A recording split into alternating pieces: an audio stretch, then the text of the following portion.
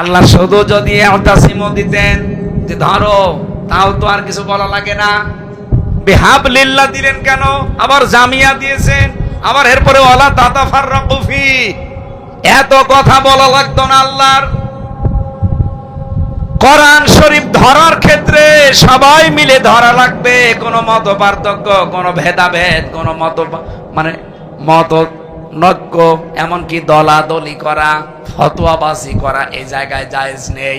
আর দিন কায়েমের জন্য যখন সবাইকে আল্লাহ নির্দেশ দিলেন যে দিন কায়েম করো, এখানে কোনো মত পার্থক্য, দলাদলি, কোনো ফতোয়াবাজি করবা না। এই দুইটা জায়গায় দলাদলি করা, মত পার্থক্য করা হারাম। আর আমরা এই দুইটা জায়গায় সব চাইতে বেশি দলাদলি করি। কোরআনের কাছে আসতে বললে মানুষ না, কত তাল বাহানা। দিন কায়েমের কথা বললে কত রকমের উল্টাপাল্টা ফতোয়া। কত মানুষ তো অলরেডি বলে ফেলেছে এই কথা যে কোরআনের সাথে এই যে দিন কায়েমের কথা যারা বলে এরা ধর্ম ব্যবসা করে, ধর্মকে বুঝি করে নাকি আমরা ব্যবসা করি। বলেন নাউজুবিল্লাহ। এটা যদি কেউ বুঝে শুনে বলে থাকেন, আপনি আমাকে বলেননি, আপনি সরাসরি বলেছেন আল্লাহকে। কারণ আল্লাহ এই আয়াত নাজিল করেছে। এই কথা বলেন না কেন? আলালাহুল খালকু ওয়াল আমরু, আয়াতকে আমার বানানো, আল্লাহ নাজিল করা। ইনিল হুকমু ইল্লা লিল্লাহ, এটাকে আমার বানানো না নাজিল করা। আল্লাহ রাব্বুল আলামিন যতগুলো নিয়ম আমাদেরকে দিয়েছেন এই পৃথিবীর ময়দানে, এই দুইটা জায়গায় মত পার্থক্য করা হারাম ঘোষণা দিলেন। আর আমাদের কাজ কাম যাই হোক না কেন, এই দুই জায়গায় এসে দেখবেন যত রকমের ফতোয়াবাজি। আপনাদেরকে আমি নিষেধ করছি, সময় কিন্তু এখন আর নেই। এখনো যদি আমরা এক হতে না পারি কোরআনের কাছে এসে, সে যে দলের লোকই হন, এ দেশ কিন্তু আবার 100 বছর সুযোগ হারিয়ে ফেলবে। আল্লাহ পাক একটা সময় যেহেতু অনুকূলে এনে দিয়েছে, সব ভুলে যান, আগে এক হন। আগে এক হয়ে দেখেন এই আয়াতটা মেনে, সূরা আলে ইমরানের 102 নম্বর আয়াত একটু মেনে দেখেন। আল্লাহ পাক আমাদের আয়াতের পরবর্তীতে যতগুলো উপকারের কথা বলেছেন, মাস্ট বি ওগুলো আমাদের দেবেই। আমরা এখনো কাদা ছড়াছড়ি করি, এখনো যদি এক হতে না পারি, আল্লাহর কসমে সুযোগ আর 100 বছরও আসবে কিনা আল্লাহ জানে। চ্যানেলটি সাবস্ক্রাইব করে আমাদের সঙ্গেই থাকুন। দিন যত যাবে মানুষের মর্যাদা সম্মান আল্লাহ বাড়াতে থাকবে। কাদের? এ পৃথিবীতে যাদের ঈমান আছে। কি আছে? 2 নম্বরে যারা জ্ঞান পেয়েছে, ইলম পেয়েছে। তাহলে এই দুইটা বিষয়ের ভেতরে মানুষের সম্মান মর্যাদা আল্লাহ লুকিয়ে রেখেছে। এই যে রমজান মাস চলে গেল, একটা হাদিস আপনারা সব জায়গায় বেশি শুনতেন, মান সামা রমাদানা ঈমানান ওয়া ইহতিসাবান গুফিরা লাহু মা তাকদ্দামা মিন যামবি। এই হাদিস শুনেননি? কোনদিন চিন্তা করেছেন এর ভেতরে যে দুইটা গুরুত্বপূর্ণ কথা আল্লাহর নবী বললেন? মান সামা রমাদানা ঈমানান, যে ব্যক্তি রোজা রাখে কিন্তু ঈমান অবস্থায়। কি অবস্থায়? এখন প্রশ্ন আসতে পারে, আমার তো ঈমান ছিলই। আপনার ঈমান ছিল কিনা আপনি জোর করে বললে হবে? হাসিনাও তো বলতো আমি ঈমানদার। ওরে ঈমানদার বললে আপনার আরো পাপ হবে। ওরে বলা যায় খুব বেশি হলেও স্বৈরাচার। কি? কারণ পৃথিবীতে যারা স্বৈরাচার হয়েছে তারা কমপক্ষে 3টা কাজ করেছে। কয়টা? 1 নম্বরে আল্লাহর বিধান ও মানে নাই, কেউ মানবে, মানতেও দেয় না। এটা আমরা 15.5 বছরে এই ফ্যাসিস্ট, এই স্বৈরাচার, এই সীমা লঙ্ঘনকারী এনাদের কাছ থেকে পেয়েছি। নিজেরা আল্লাহর বিধানগুলো সঠিকভাবে মানতো না, কেউ মানলে মানতেও দিত না। এই যে 2 জন ভাই আমার আগে কথা বললেন, এই একই কথা, যে যদি তাদেরকে আল্লাহ রাব্বুল আলামিন দায়িত্ব দেন, অন্তত এই এলাকাতে আল্লাহর কোরআনের কথা বলতে বাধা হবে না, কেউ বাধা দিলে আমরা মানবো না।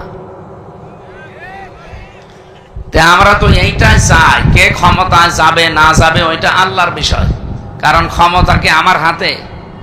যদি একটা শিরিক আমাদের ভেতরে চালু করা আছে যে ক্ষমতার উৎস জনগণ, ক্ষমতার উৎস জনগণ কে? আপনি মুখ দিয়ে যাই বলেন, এটা যদি আপনি অন্তরে বিশ্বাস করেন যে ক্ষমতার উৎস জনগণ, আপনি অলরেডি বেঈমান হয়ে গেছে। অবশ্য মারহাবা। তো এখনো রাজশাহী বসে আছেন, পাবনায় পাঠানো দরকার। কি বললাম এখান থেকে বলেন? ক্ষমতার উৎস জনগণ, এ কথা যদি হিন্দুদের ভোট পাওয়ার জন্য বলেও থাকেন, মুখে অন্তরে বিশ্বাস করেন? ঠিক আছে, তাহলে আমাদের ঈমান আছে কিনা এটা কে বলবে? কোরআনে কারিমে রব্বুল আলামিন সূরা বাকারার ভেতরে ডাক দিয়েছেন, ফামাই ইয়াকফুর বিত্তাগুতি ওয়া ইউমিন বিল্লাহ। কেউ যদি ঈমান আনতে চায় তার প্রথম কাজ হবে সে যেন তাগুত ছেড়ে দেয়। তাহলে আপনি তাগুত ছেড়ে দিয়েছেন কিনা এটা আগে দেখবেন। তাগুতের যত অর্থ আছে তার প্রথম অর্থ আমি বললাম, নিজে আল্লাহর বিধান মানে না, অন্য কেউ মানবে, মানতেও দেয় না, এটার নাম কি? তাগুত। বলেন বলেন। এই যার নাম তাগুত, তার নাম স্বৈরাচার, তার নাম সীমা লঙ্ঘনকারী, তার নাম ফ্যাসিস্ট, একই জিনিস। তাহলে বিগত যারা দায়িত্বে ছিল ওদেরকে আমরা সারা পৃথিবী এখন জানে তারা ফ্যাসিস্ট ছিল, তারা স্বৈরাচার ছিল। আর আরবি দেশগুলোতে যাবেন, আরব দেশগুলোতে তারা বলবে তাগুত ছিল। কি ছিল? আর বাংলায় কথা বলি আমরা যারা, তারা বলি সীমা লঙ্ঘনকারী ছিল। ইযহাবি ইলা ফিরআউনা ইন্নাহু তাগা। মুসা আলাইহিস সালামকে আল্লাহ বলেছিলেন ফেরাউনের কাছে যাও, কারণ সে তাগুত হয়ে গেছে। তাগুত মানে সীমা লঙ্ঘনকারী হয়ে গেছে। তারা যে সীমা লঙ্ঘন করেছিল এর বাস্তব প্রমাণ আয়নাঘর। এটা সর্বোচ্চ পর্যায়। আয়নাঘর যে কত কঠিন, আমি তো মিনিটায় ছিলাম মাত্র 10 দিন। যারা বিগটায় ছিল তারা যে কি অবস্থায় ছিল তারা ছাড়া কেউ বলতে পারবে না। ব্যারিস্টার আরমান টকশোতে কথা বলতে গিয়ে অঝর নয়নে কাঁদছিল। যে উপস্থাপিকা সে পর্যন্ত একটা মহিলা, সে আল্লাহ রাসূল বিশ্বাস করে কিনা জানি না, কিন্তু আয়না ঘরের এই দৃশ্যের কথাগুলো শোনার পরে দেখলাম ও মহিলা পর্যন্ত কাঁদতেছে। বলে তো একটা কথা শোনার পরে চোখ দিয়ে পানি চলে আসে, তাহলে যে লোকটা এটা ফেস করেছে সে কি অবস্থায় ছিল? আমি বললাম না, আমি তো ছোটটাই ছিলাম, তাই যদি আমার জীবন শেষ হয়ে যায়, তাও মাত্র ছিলাম 10 দিন। এরপরে তো আমার জেলখানায় দিয়ে দেয় 3 বছর। আর যারা 9 বছর, 10 বছর, 14 বছর পড়েছিল একাধারে, 3.5 হাত এদিকে, এদিকে 1.5 হাত, তাও সামনে একটা টয়লেট দেওয়া, পায়ে আবার শিকল বাঁধা। আপনি ভাবতে পারেন? নিজেকে আপনি দাঁড় করান তো ওই জায়গায়, কেমন লাগে আপনার? এখনো পর্যন্ত অনেকে জালেমের সাফাই গায়। ও মানুষ, ও তো জানোয়ারের দায়িত্ব খারাপ।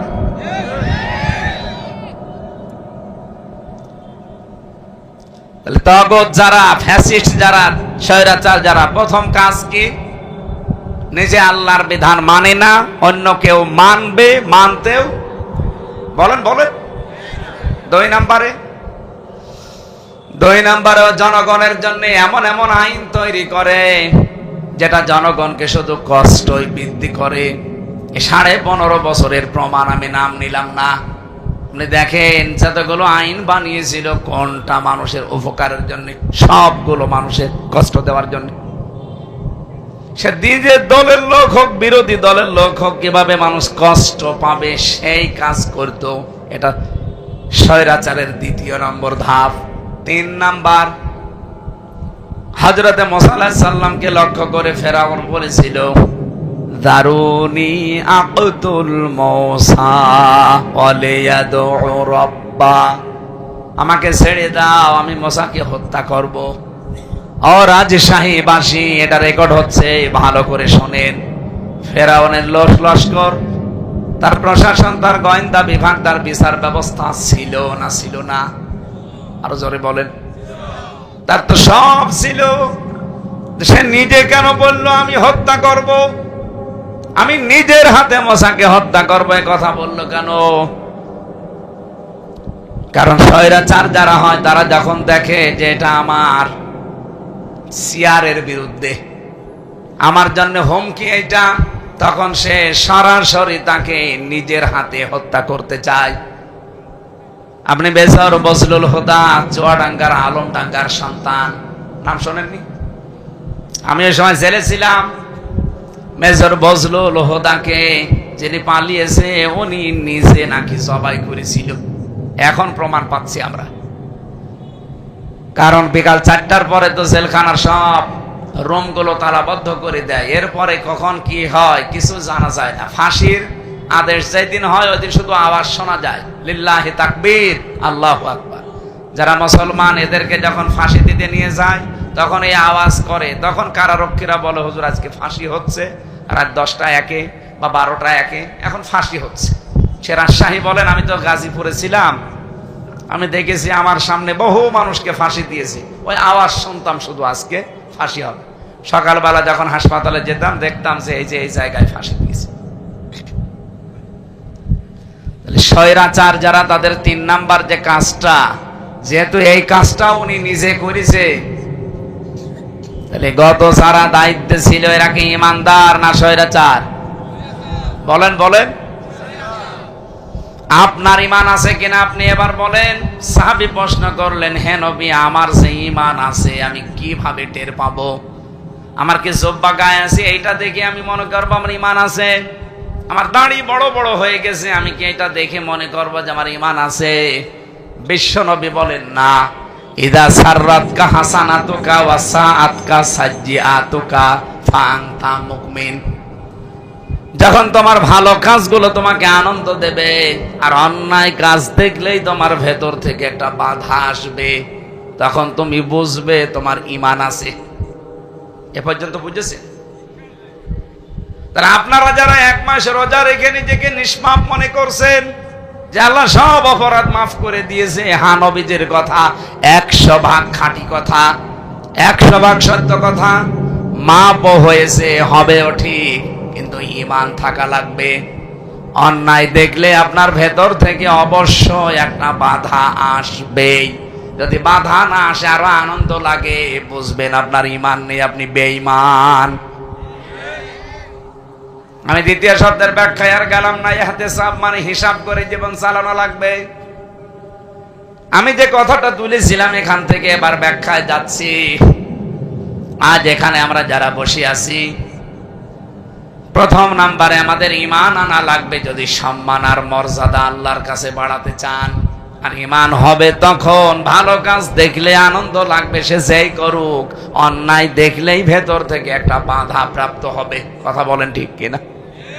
2 নম্বরে তাদের মর্যাদা আল্লাহ বৃদ্ধি করেন।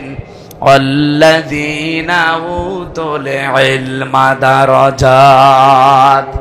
এই পৃথিবীর ময়দানে যারা এলেম পায়, জ্ঞান পায়, প্রশ্ন আসতে পারে, এলেম তো আমার আছে, জ্ঞান আমার আছে না। এলেম থাকলে, জ্ঞান থাকলে আপনার মর্যাদা আল্লাহ বাড়িয়ে দেবে, বিষয়টা এমন না। মাওলানা ফরিদ উদ্দিন মাসউদ জ্ঞানী মানুষ, মাওলানা কফিল উদ্দিন সরকার সালেহি জ্ঞানী মানুষ, কিন্তু জ্ঞান অনুযায়ী তাদের আমল ছিল না।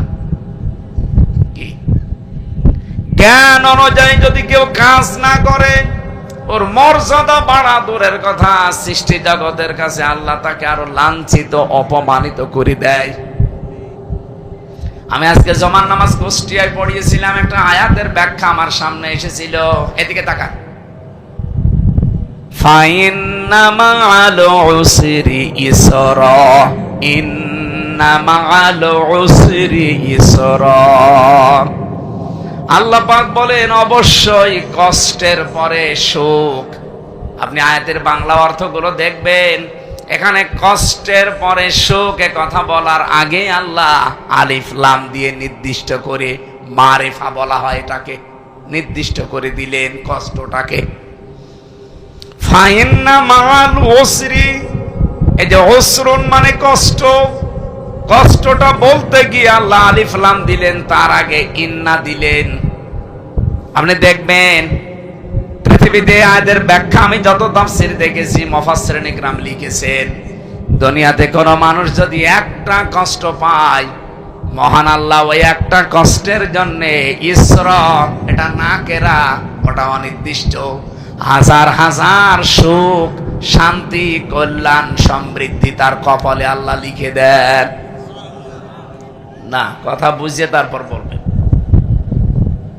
এখানে প্রশ্ন ছিল কোরআনের, পৃথিবীতে যদি একটা কষ্ট কেউ সহ্য করে, কষ্ট তো কত মানুষ আমরা বিভিন্ন কারণে পাই, যারা এতগুলো সাজানো বাগান রেখে পালিয়ে গেল, কষ্ট তাদের হয়নি। কথা বলছে না কেন? পৃথিবীতে বহু কষ্ট মানুষ বিভিন্ন কায়দায় করে, কিন্তু সব কষ্টের কথা এদের উসরির ভেতরে নেই। কষ্ট পাওয়া লাগবে তিনটা কারণে। কয়টা? আপনার হয় ঘুমাচ্ছে। এক নম্বরে আপনার কষ্টটা হওয়া লাগবে আল্লাহর জন্য, দুই নম্বরে কষ্টটা হওয়া লাগবে রাসূলের জন্য, তিন নম্বরে কষ্টটা হওয়া লাগবে মানবতার জন্য। এই তিনটা কারণে দুনিয়ায় যদি একটা কষ্ট কেউ সহ্য করে, আল্লাহ পাক কম পক্ষে তাকে পৃথিবীতে ৭০টা কল্যাণ সুখ দান করবে। আমি নিজের জীবনে এটা প্রমাণ পেয়েছি, অন্যের কথা বাদ দিলাম। ২০১০ সালে যখন জেলখানায় নিয়েছিল মিথ্যা একটা মামলা দিয়ে যে আমি শিবিরের ক্যাডার, রক কেটে বেড়াই, শিবিরের ক্যাডার রক কেটে বেড়ায়, এটা যে ডাহা মিথ্যা কথা, এ ২০২৫ সালে এসে এখন তামাম দুনিয়া প্রমাণ পাচ্ছে। বাংলাদেশ ইসলামী ছাত্র শিবির এরা যে রক কাটে না, এদের জীবনে যে সব নেই এখন আমরা বিশ্বাস করছি, অথচ এই ৫৪ বছরে অনেকেই মনে করতাম না কাটলেও কাটতে পারে। এরা রক কাটা না, একটা পশমও কাটে না। আপনি যদি প্রমাণ কোনো দিন দিতে পারেন, যারা দায়িত্বশীল আছে বড় বড়, তারা অলরেডি চ্যালেঞ্জ দিয়েছে। রক্ত বহু দূরের কথা, অন্যায় ভাবে কারো শরীরে একটা আঘাত দিয়েছে, প্রমাণ যদি দিতে পারেন, আমরা কোনোদিনের শিবিরই করব না। ন্যায় ভাবেই দিতে চাই না, অন্যায় তো দূরের কথা। অথচ এরকম একটা মিথ্যা জিনিস আমার নামে চালিয়ে ওরা আমার থানা হাজতে দিল, দিয়ে কিন্তু আনন্দে ছিল। আমি কষ্ট করেছিলাম হয় আল্লাহর জন্য, রাসূলের জন্য, নাই মানবতার জন্য। আমাকে মসজিদ থেকে ধরে নিয়ে এই যে শ মানুষের সামনে দিয়ে হ্যান্ডকাপ দিয়ে মাজায় দড়ি দিয়ে নিয়ে গেল। কত মানুষ দেখে কেউ কেঁদেছে, কেউ হেসেছে। আর যে লোকটা মামলা দিয়েছিল মসজিদের সভাপতি, সে তো খুব খুশি। কি সে শোক পায়নি? সে আনন্দ পেয়েছে। আমি একটা কষ্ট সহ্য করার পরবর্তীতে মহান আল্লাহ ইসরা একটা দুইটা না, আমার মনে হয় ৭০টার উপরে আল্লাহ দুনিয়ায় আমার উপকার অলরেডি করে দিয়েছেন।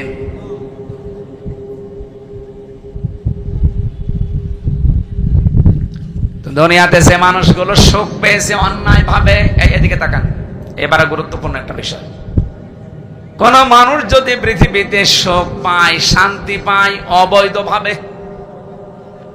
না আমি বোঝাতে পারছি না, আবার এদিকে তাকান, আপনি যদি সুখ শান্তি পান অবৈধ কোন পন্থায়, একটা, এটা আবার রিপিট করছি ভাই, কঠিন বিষয়। পৃথিবীতে যদি আপনি সুখ আর শান্তি অবৈধভাবে একটা অর্জন করেন বা ভোগ করেন, একটা শান্তি অবৈধভাবে যদি আপনি ভোগ করে যান, এই কারণে ৭০টা কষ্ট দুনিয়াতে আপনাকে আল্লাহ ফেলবে। এই ১৫.৫ বছরে যারা দায়িত্বে ছিল, অনেকে বলে যে সব খারাপ না, অনেকে ভালো ছিল। কে বলেছে ভালো ছিল? আপনি নিজে জানতেন যে একটা স্বৈরাচার, একটা ফ্যাসিস্ট এ মানুষের ভোটের অধিকার নষ্ট করে দিয়েছে, কত মানুষকে অলরেডি গুম করেছে। বিশেষ করে ইলিয়াস আলী, আমার কুষ্টিয়ার বিশ্ববিদ্যালয় মোকাদ্দাস আর ওলিউল্লাহ, এই যে রমজানের ঈদ গেল, এই ঈদে পর্যন্ত মোকাদ্দাস আর ওলিউল্লাহ এই দুইজনের বাবাকে দেখলাম, এখনো পর্যন্ত তাদের ঈদের আনন্দ নেই। অথচ আজ ১৩ বছর হয়ে গেল,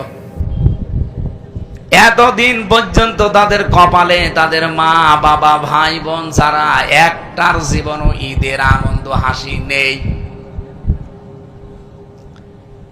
এই কষ্টগুলো যারা জানতেন যে এগুলো করছে, বিশেষ করে আমার এই ৩৩ বছর বয়সে ১৮ বছর থেকে আমি ভোট দিতে পারতাম।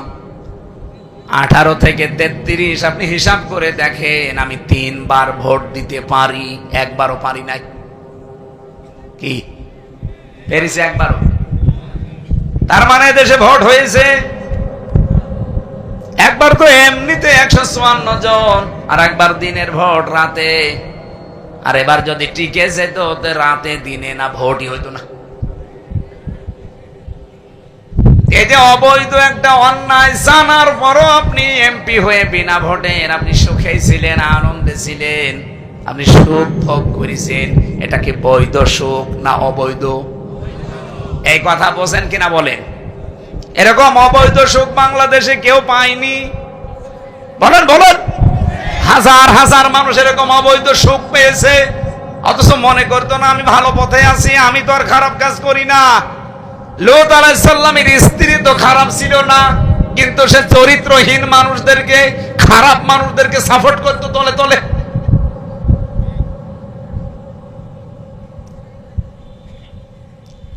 আল্লাহ রাব্বুল আলামিন সূরা আরাফের 83 নাম্বার আয়াত যখন নাযিল করেন, ফেরেশতা জিবরাইলকে বলেছিলেন যাও।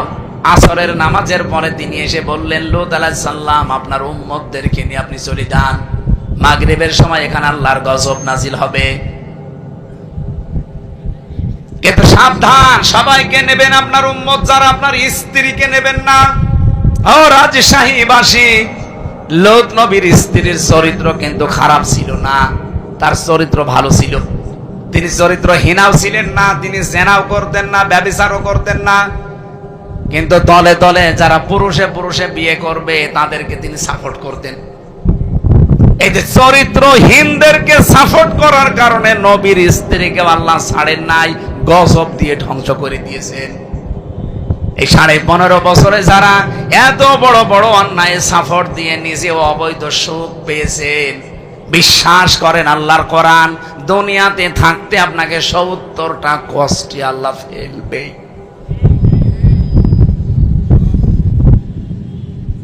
আমার মনে হয় ওয়াজ হয়ে গেছে যদি আপনি বুঝে থাকেন। যারা 15.5 বছর নাই 54 বছরে অবৈধ কোন সুখ পেয়েছেন, শান্তি পেয়েছেন, আপনি লিখে রাখতে পারেন কোরআনের কথা, সূরা আলাম নাসর 5-6 নাম্বার আয়াত। পৃথিবীতে আপনাকে আল্লাহ 70টা কষ্টে ফেলবে, আর মরণের পরে কি হবে ওটা কেউ জানে না। এটা এখন যে হচ্ছে আর প্রমাণ লাগবে। যত আশা করে সে আশায় গুড়ে বালি হয়, তার প্রমাণ শেখ হাসিনা। আর আজকে তো পুরাটা বালি করে দিয়েছে ডক্টর ইউনূস। এতদিন যাই হোক একটা আশা ছিল, এই আশা পুরাটা শেষ। এই 7.5 মাসে প্রায় 27টার উপরে ষড়যন্ত্র করেছে ওখানে বসে বসে, একটাও টেকে নাই। ফেব্রুয়ারিতেও একটা টেকানোর চেষ্টা ছিল, ওইটাও টেকে নাই। এপ্রিলে আর একটা হাতে নেওয়ার সিদ্ধান্ত নিয়েছিল, গোপন ষড়যন্ত্র করে যে গোপনে গোপনে কিছু মানুষকে মেরে ফেলবে, সেইটাও বরবাদ হয়ে গেল। এখনো নিজের জায়গায় থাকবে, তা অবৈধভাবে। আন্তর্জাতিক আদালত হেগে অলরেডি মামলা হয়ে গেছে, যখন তখন হাসিনা ডাক পড়তে পারে। আমরা এই দেশেই দেখেছি একজন মানুষকে হত্যা করলে তাকে হত্যা করে ফেলা হয়, কারণ এই যে ফাঁসি দেয়, 10টা মানুষ মারলেও যায়, একটা মানুষ মারলেও। বলেন বলেন। আর উনি মানুষ মারার পেছনে যে দায়ী, কমপক্ষে 2024-এ 2734 জন, 2734 জন থেকে 32 থেকে 34-এর একটা হিসাব পেয়েছি আমি, তাও সরকারি হিসাব। 2732 জন মানুষ হত্যা করা ওনার নামে মামলা হয়েছে। এক একজনের যদি একবার করে ফাঁসি দেওয়া হয়, 2732 বার কমপক্ষে ফাঁসি দেওয়া লাগবে। এতবার ওনার জীবন আছে, এই জন্য তো অপমানগুলো বাড়বে। দিন যত যাবে পৃথিবীর মানুষের প্রতি আল্লাহ ঘৃণাবোধ তৈরি করে দেবে। কিন্তু যে মানুষগুলো অন্যায় ভাবে এই পৃথিবীর ময়দানে অন্যায় ভাবে তাদেরকে দুনিয়া থেকে বিদায় করা হয়েছে, যারা কষ্ট পেয়েছিল আল্লাহর জন্য, রাসূলের জন্য, মানবতার জন্য, দিন যত যাবে মহান আল্লাহ দুনিয়া আখিরাত মিলে তাদের কমপক্ষে 70টা সুখ দান করবে। অনেকটা ভিন্ন আদর্শের লোক আমার আগে যিনি কথা বলছিলেন, উনি তার মাওলানা সাইদি সাহেবের আদর্শের লোক না, উনি ভিন্ন একটা আদর্শের রাজনীতি করে। তারপরও তিনি মরহুম মাওলানা দেলাওয়ার হোসাইন সাইদি রহমতুল্লাহ আলাইহির জন্য দোয়া করে গেলেন।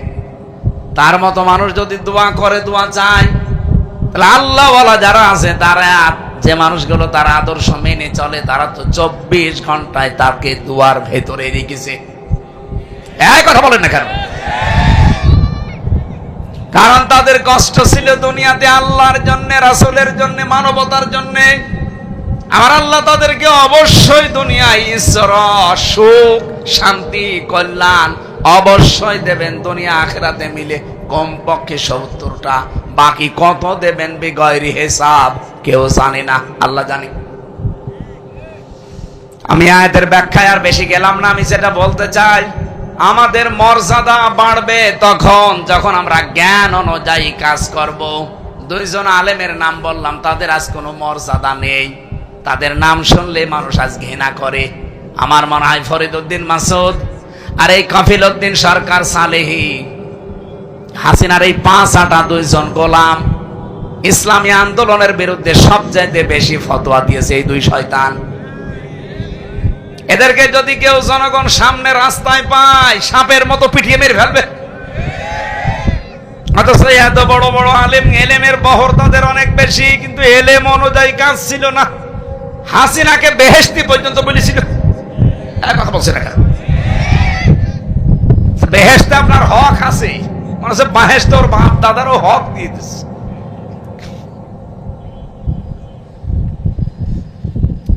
আমরা খুব সংক্ষেপ করছি। আজকে থেকে মর্যাদা বাড়াতে হলে সন্ত্রাসী কায়দায় হবে না, ফ্যাসিস্টের কায়দায় হবে না, স্বৈরাচারী কায়দায় হবে না। দুনিয়াতে যদি সত্যি এই সৃষ্টি জগতের কাছে মর্যাদা সম্মান লাভ করতে চান, ঈমান আনা লাগবে আর এলেম অনুযায়ী আমল করা লাগবে। আল্লাহ আমাকে সহ প্রত্যেককে এই আয়াত আমল করার তৌফিক দিন, বলেন আমিন। দরুদ আর সালাম পাঠ করে আমরা নির্ধারিত আয়াতে যাচ্ছি। সূরা আহজাব 70-71 দুইটা আয়াত পড়েছি। আজকের আলোচনার বিষয় সোজা কথা।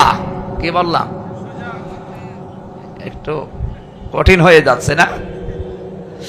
আল্লাহ রাব্বুল আলামিন বলেন, ইয়া আইয়ুহাল্লাযীনা আমানুত্তাকুল্লাহা ওয়া কুলু কাওলান সাদীদা।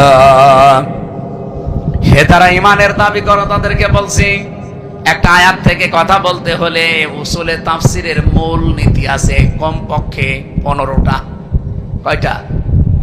তার অন্যতম মূল নীতি হচ্ছে আগের আয়াত পরের আয়াত, অথবা আগের সূরা পরের সূরা, এর সাথে কি সম্পর্ক আছে, এর সাথে রিলেটেড কি আছে, এটা আগে আপনাকে জানা লাগবে। নয়তো আপনি আন্দাজে এক আয়াত পড়ে ব্যাখ্যা দিতে গেলে উলটপালট হয়ে যাবে। আমরা যেহেতু সূরা আহজাব পড়েছি, এর নামকরণ আছে, ঐতিহাসিক প্রেক্ষাপট আছে, এতগুলো সব যদি বলতে চায় তাহলে সেই রাত এশার নামাজের পরে আরো তুলে দিলে ভালো করতেন। এদের একটা অনুষ্ঠান ধরা লাগবে রাজশাহী শহরে, এই জন্য আমি খুব সামারাইজ করছি, সব বাদ দিয়ে একবারে আয়াতে যাচ্ছি। আপনি আশা করছি বুঝবেন। আল্লাহ রাব্বুল আলামিন এখানে ডাক দিয়েছেন কোন সাধারণ মানুষকে না, কারণ পৃথিবীতে এখন মানুষের সংখ্যা 810 কোটি। কত? এর ভেতরে মাত্র 200 কোটি আমরা মুসলিম। এ মুসলিমদের ভেতরে যারা ঈমান এনেছে, আল্লাহ শুধু তাদেরকে আয়াতে ডাক দিয়েছেন, ইয়া আইয়ুহাল্লাযীনা আমানু, ওহে যারা ঈমানের দাবি করো। কি বলছি তোমাদেরকে কান খাড়া করে শোনো। এখানে অন্য ধর্মের যদি কেউ থাকেন, আপনার জন্য আজকের এটা না।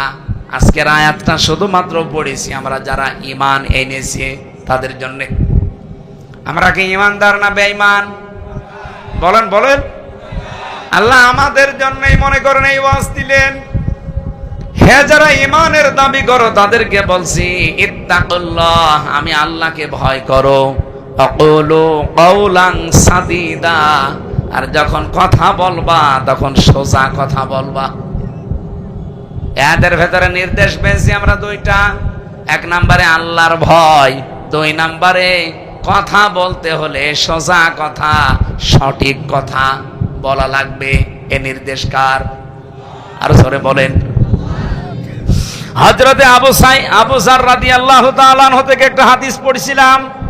ওয়ানা আবি যাররিন রাদিয়াল্লাহু তাআলা আনহু قال دخلت على رسول الله صلى الله عليه وسلم فذكر الحديث لطوله বিতুলিহি ইলা আন ক্বালা কুলতু ইয়া রাসূলুল্লাহ আউসিনি ক্বালা আউসিকা বিতাকওয়াল্লাহ ফাইন্নাহু আযয়ানু লিআমরিকা কুল্লিহি ইলা আখিরিল হাদিস।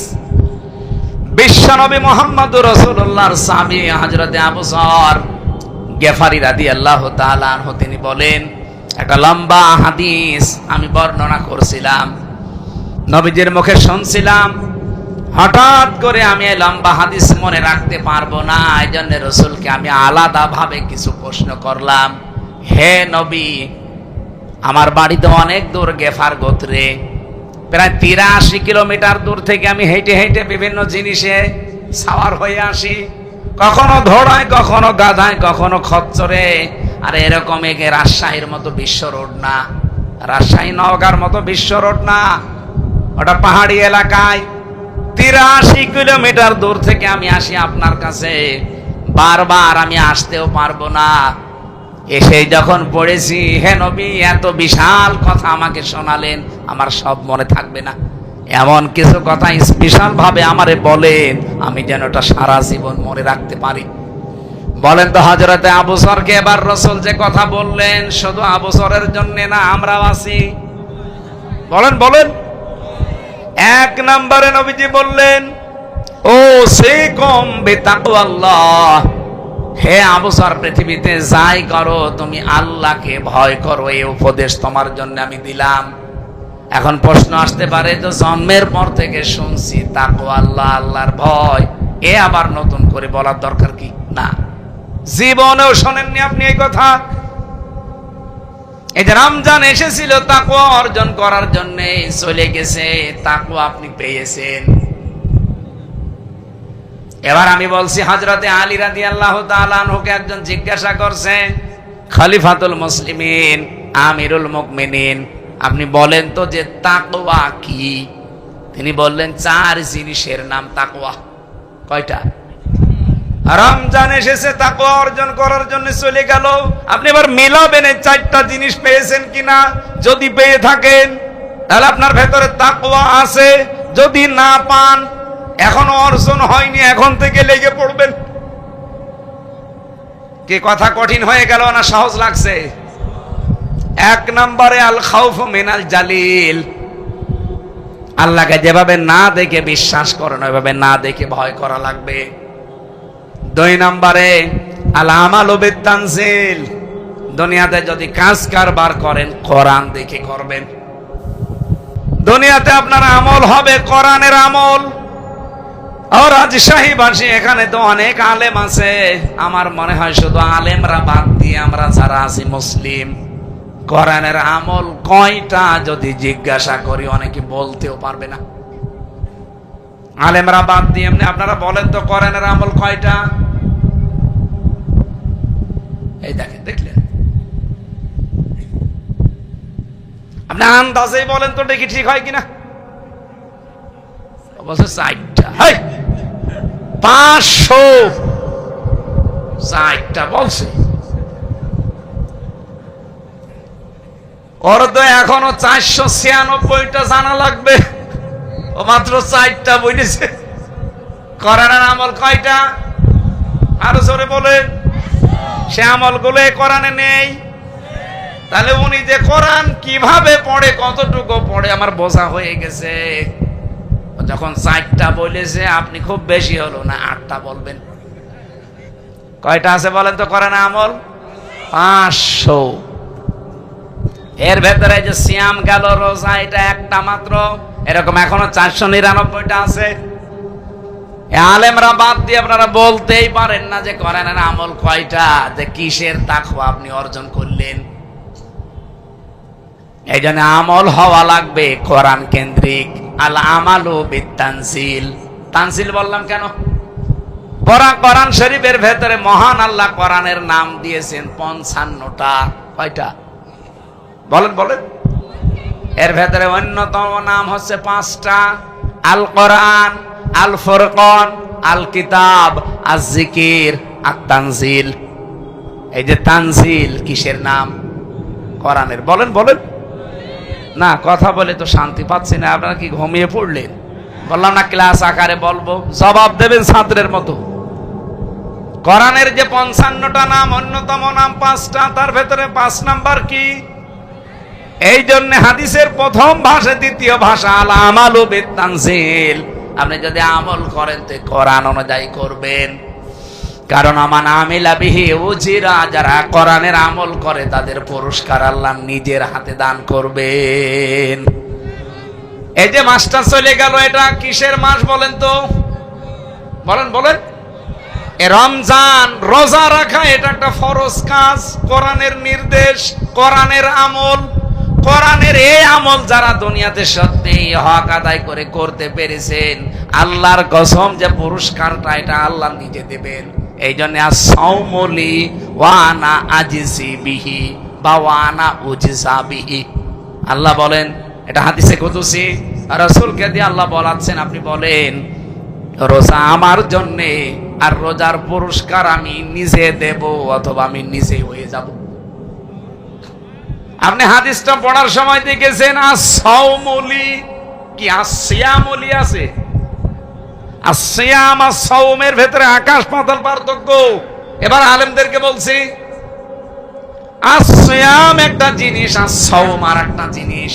আস-সিয়াম কাকে বলে, আস-সাওম কাকে বলে? হাদিসের ভাষা যেহেতু আস-সাওম, আস-সিয়াম না। কোরআনের ভাষা আস-সিয়াম। কুতিবা আলাইকুমুস সিয়াম কামা কুতিবা আলাল্লাযীনা মিন ক্বাবলিকুম। তোমাদের উপরে সিয়াম আমি লিখে দিলাম, ফরজ করে দিলাম, না সাওম লিখে দিলাম? সিয়াম। বলেন বলেন, কি লিখেছে? সিয়ামের নিয়ম হচ্ছে কন্টিনিউ, ধারাবাহিক, একটার পরে আরেকটা আসতে থাকে। এটা শুধু আমাদেরকে আল্লাহ দেয়নি, এর পূর্বে যত উম্মত দুনিয়া থেকে বিদায় নিয়েছে প্রত্যেকের উপরে এটা ফরজ ছিল, যেহেতু একবারের পরে আরেকবার আসতেই থাকে। তাদের সিয়ামটা ধরন আলাদা ছিল। এর আগে যারা রোজা রেখেছিল তাদের রোজার ধরন আলাদা ছিল। হযরতে মারিয়াম আলাইহিস সালাম তিনি রোজা রেখেছিলেন, তার রোজা রাখা অবস্থায় খাওয়া দাওয়া করা যেত, পান করা যেত, কিন্তু কথা বলা যেত না। সূরা মারিয়ামের ভেতরে আছে। তাহলে মারিয়াম আলাইহিস সালামের রোজার সিস্টেম ছিল কথা বলা যাবে না, বাকি সব কাজ না। আমি শেষ করি। আরে ঠিক আছে, মানে কথা বলে না। হ্যাঁ, জবাব দেওয়া লাগবে না, এই তাকবীর লাগবে না, এরা বোঝে কিনা এটা দরকার। আসলে এই কথা বোঝার মতো যে মাল ম্যাটারেস লাগবে সেটা মনে হয় সাতান নিয়ে। মনোযোগ দিয়ে শুনছেন না? আলহামদুলিল্লাহ। as-siyam as-sawm, এই ব্যাখ্যাটাই কথা বলছিলাম। সিয়াম যদি আপনি পালন করতে চান, 4টা বিষয় আপনার ভেতরে থাকতে হবে। 1 নম্বরে আপনি খাবার খেতে পারবেন না, 2 নম্বরে পানি খেতে পারবেন না, 3 নম্বরে জায়েজ স্ত্রী থাকার পরও ব্যবহার করা যাবে না, 4 নম্বরে আল্লাহর হারাম কাজগুলো বর্জন করা লাগবে। কয়টা? বলেন বলেন। এই 4টা বিষয় যদি আপনি পুঙ্খানুপুঙ্খানুভাবে মানতে পারেন, তাহলে ওইটা হবে সিয়াম, থাকবে না, ওটা হয়ে যাবে সাওম। নবীজি বলেন, এই সাওম যদি কেউ আদায় করে এটা তখন আল্লাহর জন্য হয়ে যায়। আস-সাওমু লি ওয়া আনা উজসা বিহি ওয়া আনা আজিজি বিহি। আল্লাহ বলেন, সিয়াম যেহেতু আমার জন্য, মানুষ সাওম আমার জন্য রাখে, এর পুরস্কার আমি আল্লাহ নিজে দেব অথবা আমি নিজেই এর পুরস্কার হয়ে যাব। তাহলে রোজাটা এটা কোরআনের আমল কিনা বলেন তো? কোরআনে না থাকলে আমরা এটা করতাম? বলেন বলেন। কত কষ্টের রোজা, 12-14 ঘন্টা 15 ঘন্টা প্রায় না খেয়ে থাকা লাগে।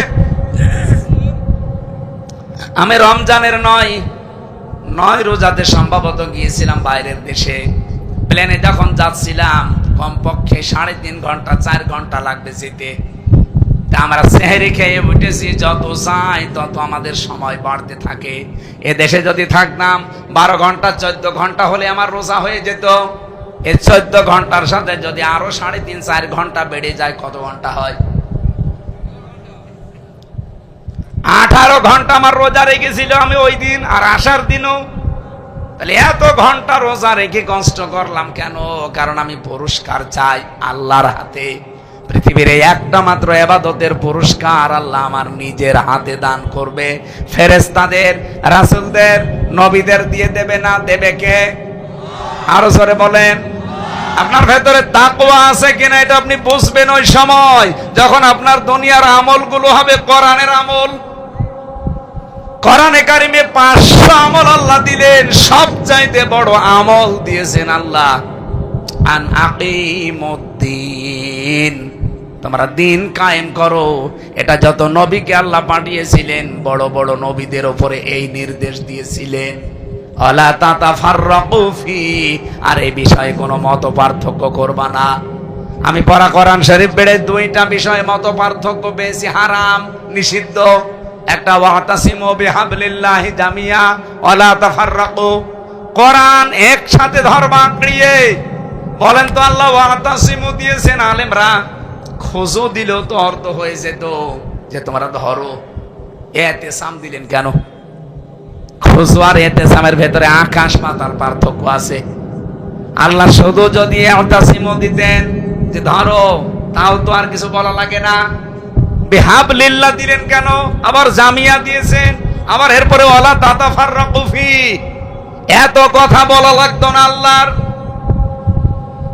কোরআন শরীফ ধরার ক্ষেত্রে সবাই মিলে ধরা লাগবে, কোনো মত পার্থক্য, কোনো ভেদাভেদ, কোনো মত মতনৈক্য, এমনকি দলাদলি করা, ফতোয়াবাজি করা এই জায়গায় জায়েজ নেই। আর দিন কায়েমের জন্য যখন সবাইকে আল্লাহ নির্দেশ দিলেন যে দিন কায়েম করো, এখানে কোনো মত পার্থক্য, দলাদলি, কোনো ফতোয়াবাজি করবা না। এই দুইটা জায়গায় দলাদলি করা, মত পার্থক্য করা হারাম। আর আমরা এই দুইটা জায়গায় সবচাইতে বেশি দলাদলি করি। করারের কাছে আসতে বললে মানুষ না, কত তাল বাহানা। দিন কায়েমের কথা বললে কত রকমের উল্টাপাল্টা ফতোয়া। কত মানুষ তো অলরেডি বলে ফেলেছে এই কথা যে কোরআনের সাথে এই যে দিন কায়েমের কথা যারা বলে এরা ধর্ম ব্যবসা করে, ধর্মকে পুঁজি করে নাকি আমরা ব্যবসা করি। বলেন নাউজুবিল্লাহ। এটা যদি কেউ বুঝে শুনে বলে থাকেন, আপনি আমাকে বলেননি, আপনি সরাসরি বলেছেন আল্লাহকে। কারণ আল্লাহ এই আয়াত নাজিল করেছে। এই কথা বলেন না কেন? আলাহুল খালকু ওয়াল আমরু, আয়াতকে আমার বানানো, আল্লাহ নাজিল করা। ইনিল হুকমু ইল্লা লিল্লাহ, এটাকে আমার বানানো না নাজিল করা। আল্লাহ রাব্বুল আলামিন যতগুলো নিয়ম আমাদেরকে দিয়েছেন এই পৃথিবীর ময়দানে, এই দুইটা জায়গায় মত পার্থক্য করা হারাম ঘোষণা দিলেন। আর আমাদের কাজ কাম যাই হোক না কেন, এই দুই জায়গায় এসে দেখবেন যত রকমের ফতোয়াবাজি। আপনাদেরকে আমি নিষেধ করছি, সময় কিন্তু এখন আর নেই। এখনো যদি আমরা এক হতে না পারি কোরআনের কাছে এসে, সে যে দলের লোকই হন, এ দেশ কিন্তু আবার 100 বছর সুযোগ হারিয়ে ফেলবেন। আল্লাহ পাক একটা সময় যেহেতু অনুকূলে এনে দিয়েছে, সব ভুলে যান, আগে এক হন। আগে এক হয়ে দেখেন এই আয়াতটা মেনে, সূরা আলে ইমরানের 102 নম্বর আয়াত একটু মেনে দেখেন। আল্লাহ পাক আমাদের আয়াতের পরবর্তীতে যতগুলো উপকারের কথা বলেছেন, মাস্ট বি ওগুলো আমাদের দেবেই। আমরা এখনো কাদা ছড়াছড়ি করি, এখনো যদি এক হতে না পারি, আল্লাহর কসমে সুযোগ আর 100 বছরও আসবে কিনা আল্লাহ জানে। তাহলে কোরআনের আমল আছে, আমরা বলছিলাম 500, সবচাইতে বড় আমলের নাম দিন কায়েম করা। এই 56,000 বর্গ মাইলে 54 বছরের দিন কায়েম নেই। এই জন্য আজ হাজারো বক্তা, হাজারো আলেম, হাজারো খতিব ইমাম, আমরা শুধু ফতোয়া দিতে পারি, কিন্তু কাঙ্ক্ষিত মানের শান্তি আজও জাতিকে দিতে পারি নাই। কোরআনের বিধানগুলো যদি কায়েম থাকতো, কাঙ্ক্ষিত মানের শান্তি আপনি দেখাতে পারতেন। আমি 19 সালে একটা ফতোয়া দিয়েছিলাম কুষ্টিয়ায়, আমার গ্রামে, জেনার ফতোয়া। একজন মহিলা, তার স্বামী বিদেশে আছে, বিবাহিতা, অন্যের কাছ থেকে একটা সন্তান পেটে ধারণ করেছে।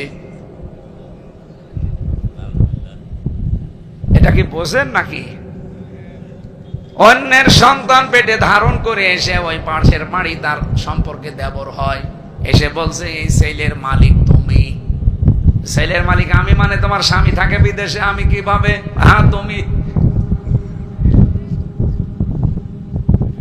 বাকিটার বললাম না, ফতোয়া শেষ পর্যন্ত কোরআন হাদিস দেখে দেখলাম যে এটা যেহেতু জেনার বিচার, কিসের পেটে তো আর মরিয়মের মতো জিবরাইল ফু দিয়ে সন্তান বানিয়ে দেয়নি, কি কারো না কারোটা গেছে। কথা বলে না কেন? ও মহিলা যার নাম বলছে ওই লোকটাকে রিমান্ডে নিয়ে পরবর্তীতে একটু পিটানো হয়েছে। বলছে ঠিক আছে, কি করব, আমার সাথে দিয়ে দিন। তার মানে ধরা যখন পড়ে গেছে, এখন আমি বললাম এর বিচার হচ্ছে এই, বিবাহিত মানুষেরা যদি জেনা করে তাহলে তাদের বিচার হচ্ছে মাটির ভেতরে বুক পর্যন্ত পুঁতে ফেলবেন, এরপরে পাথর, ইট, খোয়া এগুলো মেরে মেরে ফেলবেন। আরে ভাই চিল্লান পরে, আগে বাস্তবে বসে এ ফতোয়া দিয়ে শেষ। এরপরে তো 20 সালের পরে আমি জেলে, 3 বছর কেটে গেল। গ্রামে তো 2 ভাগ হয়ে গেছে। কিছু কিছু মানুষ আমার উপরে রাগ করে আছে যে হুজুর ফতোয়া দিলে জেলে চলে গেল। অথচ যে মানুষগুলো এখন আমরা 2 ভাগ গ্রামে, কিছু মানুষ একেবারে আল্লাহর কসম কেটে বসে আছে যে আমরা ওদের সাথে আর মিলবো না, মিশবো না। আর ওরাও একেবারে কসম কেটে বসে আছে। মসজিদ পর্যন্ত আলাদা করে ফেলিস, পাড়া 2টা হয়ে গেছে। জেল থেকে বের হয়ে বাড়িতে গেলাম, প্রথমে কিছু বলে নাই, কয়েক মাস যাওয়ার পরে দেখি গুঞ্জন শুরু হয়েছে যে উনি খালি ফতোয়াই দিয়েছিল, অথচ কাজটা যেটা বললো এটা তো উনি করলো না।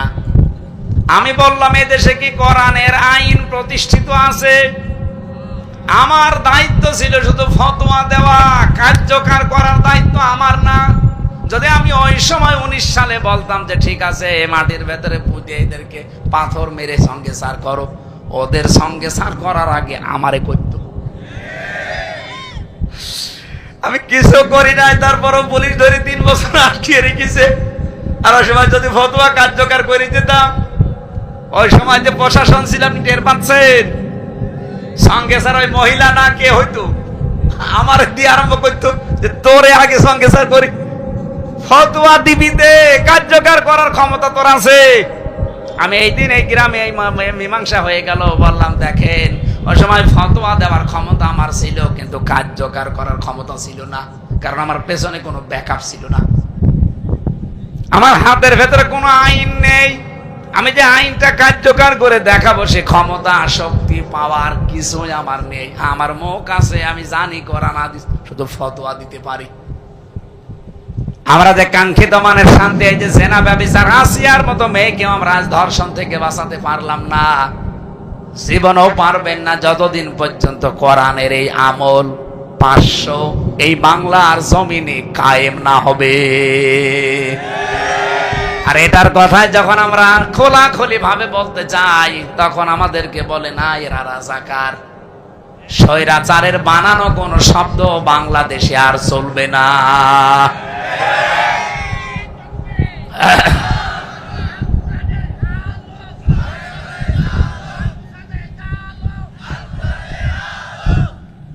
মুরব্বী তো মনে আছে যে ইমান ভালোই আছে না। আমি মনে হয় বিস্তারিত চলে যাচ্ছি, আর সময় বেশি নেই। 3 নম্বরে চালান চালান, এদিকে আসেন আপনি। সময়ের কোনো জ্ঞান নেই আপনার। চালান চালান মানে আসরের নামাজ এসে বসে আছি এখানে, যে আসরের নামাজ পড়ে উঠবো, আর তুলতে তুলতে বাজাচ্ছে রাত 9টা, আর এখন বলছে চালান চালান। আলকেনায়াতু বিল কালিল, অল্পে তুষ্ট থাকা লাগবে। 4 নম্বরে ইস্তিদাদু লিয়াউমির রাহি, আখিরাতের পুঁজি তৈরি করার মতো মন মানসিকতা থাকা লাগবে। এই 4টা বিষয়ের নাম হচ্ছে তাকওয়া। রব্বুল আলামিন কোরআনে কারিমে প্রায় 200 জায়গার উপরে এই শব্দটা দিয়েছেন। বিশ্ব নবীর কাছে কেউ আসলেই তাকে আগেই বলতেন ওসিকুম বিতাকওয়াল্লাহ, আল্লাহকে ভয় করো। এই শব্দটা কোরআনে কারিমের সূরা নিসা 131 নম্বর আয়াতে আমি পেয়েছি। রব্বুল আলামিন শুধু আমাদের না, এই পৃথিবীর যেদিন প্রথম মানুষ পাঠিয়েছেন হযরত আদম আলাইহিস সালাম থেকে আজ পর্যন্ত, এখান থেকে কিয়ামত পর্যন্ত যত মানুষ আসবে, হয়তো শরীয়তের বিধান আমাদের কম বেশি আল্লাহ দিয়েছেন, কিন্তু এই বিধানটা আল্লাহ সবার প্রতি এককভাবে দিয়েছেন। ওয়ালাকাদ ওয়াসাইনাল্লাযীনা উতুল কিতাবা মিন ক্বাবলিকুম ওয়া ইয়্যাকুম আনিত্তাকুল্লাহ। বলেন আল্লাহু আকবার। হে নবী, আপনাকে এবং আপনার পূর্বে শত মানুষ দুনিয়া থেকে বিদায় নিয়েছে, অবশ্যই ওয়ালাকাদ, অবশ্যই অবশ্যই না, আমি আল্লাহ নির্দেশ দিয়েছিলাম, উপদেশ দিয়েছিলাম। আপনার পূর্বে যত মানুষ দুনিয়া থেকে বিদায় নিয়েছে সবার প্রতি আমার এই নির্দেশ ছিল যে আল্লাহকে ভয় করো। তাহলে আল্লাহকে ভয় করার অর্থ পেলাম কয়টা? বলেন বলেন। এক নম্বরে যেভাবে না দেখে বিশ্বাস করুন, ওইভাবেই না দেখে ভয় করা। দুই নম্বরে কোরআনের আমলগুলো দুনিয়াতে আপনি করবেন। তিন নম্বরে অল্পে তুষ্ট থাকবেন। এইটা আজ বাংলাদেশে ছিল না, এই জন্য দেশটা ফোকলা হয়ে গেছে। এক একজনের বাড়ি শুনলাম 620টা।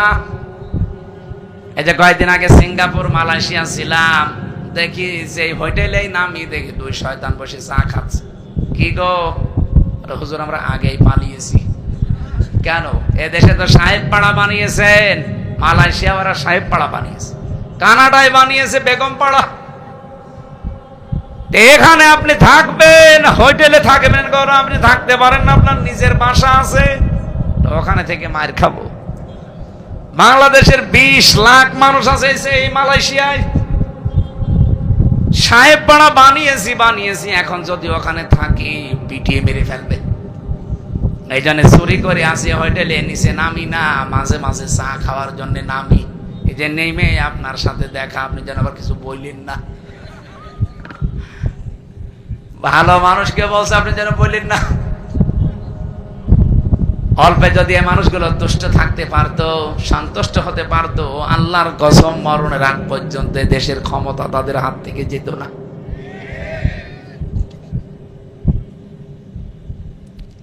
যে মহিলা এতদিন পর্যন্ত মানুষকে শুনিয়েছে যে আমার ছেলে মেয়ের জন্য আমি কিছু রাখি নাই, শুধু লেখাপড়া শিখিয়েছি, তাহা মিথ্যা কথা। তার নিজের ছেলে জয়, তার নিজের মেয়ে পুতুল, তার নিজের বোন রেহেনা, তার নিজের বোনের মেয়ে টিউলিপ, ববি, হাজ্জাজ, যতগুলো আত্মীয় স্বজনের দিকে তাকান, কত কোটি টাকার মালিক যে তারা, ফেরেশতারাও জানে না। শুধু এই যে পাবনার রূপপুর থেকে ওনার ছোট বোন যেটা রেহানা, ৭৬,০০০ কোটি টাকা একটা প্রকল্প থেকে নিয়েছে। বলেন তো, এক জায়গা থেকে যদি এত নিতে পারে, তার বাকি জায়গা কি অবস্থা? যেটারে আল্লাহর ওলি মনে করতাম দরবেশ, ওইটা ৩৬,০০০ কোটি টাকা চুরি করিস। দরবেশ যদি এই করে, ধরবেশ, যেগুলো দরবেশের ভল ধরেছিল, ওইগুলোর অবস্থা কি? অল্পে তুষ্টি হতে পারে না। এখনো পর্যন্ত আমরা দেখছি অনেকে অল্পে তুষ্ট হতে পারছে না। এই যে অল্পে যারা তুষ্ট হতে পারে না, তারা কিয়ামতের দিন কুকুরের আকৃতি নিয়ে উঠবে। সূরা রহমানের ইয়ারাফুল মুজরিমুনা বিসিমাহুম ফায়ুখাযু বিন নাওয়াসি ওয়াল আকদাম, এই আয়াতের ব্যাখ্যায় আপনি দেখবেন 10 প্রকার আকৃতির কথা আছে। কিয়ামতের দিনে মানুষের আকৃতি অধিকাংশ থাকবে না, কিছু মানুষের আকার হবে কুকুরের মতো। কুকুরের স্বভাব কি? 2টা কুকুরকে খাবার দেন, একটাকে যা দিয়েছেন সারা দিন খাবে, ফোরাবে না, এরপরেও দেখবেন পাশেরটায় হামলা দেয়। এক কথা বলছেন না কেন? এই বাংলাদেশে যারা চাঁদাবাজি করে, যারা ছিনতাই করে, তাদের যা সম্পদ আছে আমি তো জানি, মরণ পর্যন্ত খেলেও ফোরাবে না, এরপরও দেখেন জনগণেরটায় হামলা দেয়। আজকে মাগুরায় দিয়েছে। কথা বলছে না কেন? বানিয়ে বলছে। ওই যে সংবাদ সম্মেলন পর্যন্ত আজকে করেছে। চাঁদা চেয়েছিল যে চাঁদা দেওয়া লাগবে। কেন? আপনিও দেশের নাগরিক, আমিও দেশের নাগরিক, আপনাকে চাঁদা দেবো মানে? দিতে রাজি হয়নি, ঘর বাড়ি ভেঙে দিয়েছে। সেই মানুষগুলো এগুলো করছেন, আপনি তো অল্পে তুষ্ট হতে পারেননি। যারা চাঁদা চাইতে গিয়েছিলেন, আপনি কি ফকির? আপনার বাবার যা আছে আপনি তো মরণ পর্যন্ত খেয়ে ফোরানোর কথা না। এরপরও যারা এই কাজ করলেন, আল্লাহর কসম করে বলছি, কিয়ামতের দিন আপনি যতই নামাজ পড়েন, তাহাজ্জুদ পড়েন, হজ করে আসেন আর উমরা করেন, আপনার উমরা তো উমরা না, এটা সেলফি উমরা। এখন অধিকাংশ যারা উমরায় যায় দেখেন আগে সেলফি করে, বিমানবন্দরে এই পোশাক পরে বলে আমি সেলফি তুলেছি, এই যে আমি উমরায় যাচ্ছি, কাবা শরীফ সামনে নিয়ে সেলফি তোলে। আরে ভাই, ওখানে আল্লাহর মহব্বতে মানুষ গদগদ হয়ে যাবে না, ও সেলফি তুলতেছে। ওটা কি হাসি না সেলফি হাসি?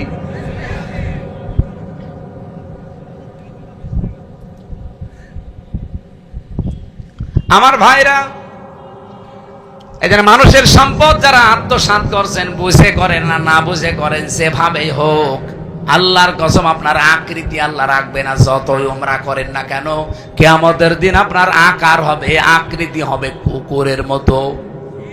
আমি নিজে আপনাকে দেখে বলবো, আরে এই তো সেই লোক, এ তো মা গোরার ওই যে, আমি নাম নিলাম না, ওনার কাছে চাঁদা চাইতে গিয়ে আজ নিজের আকৃতি পাল্টিয়ে ফেলেছেন।